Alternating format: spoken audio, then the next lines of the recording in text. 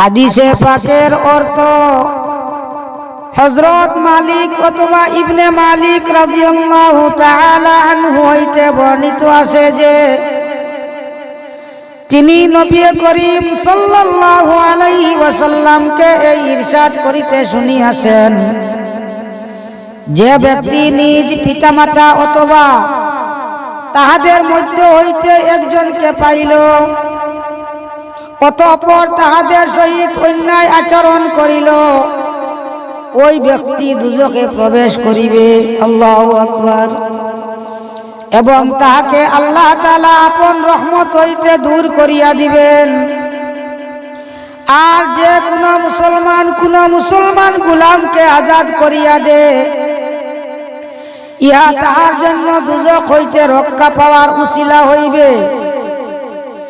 অন্য হাদিসে হযরত আবু হুরায়রা রাদিয়াল্লাহু তাআলা আনহু হইতে বর্ণিত আছে যে নবী করিম সাল্লাল্লাহু আলাইহি ওয়াসাল্লাম ইরশাদ করিয়াছেন,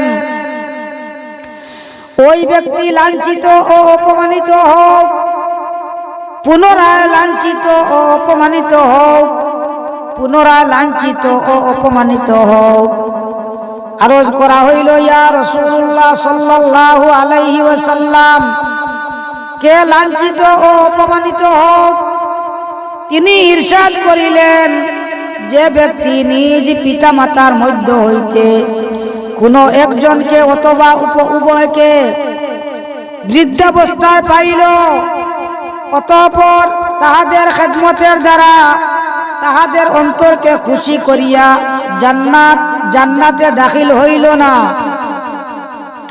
হযরত আবু হুরায়রা রাদিয়াল্লাহু তাআলা আনহু হইতে বর্ণিত আছে যে এক ব্যক্তি রাসূলুল্লাহ সাল্লাল্লাহু আলাইহি ওয়াসাল্লামের খেদমতে হাজির হইয়া জিজ্ঞাসা করিল,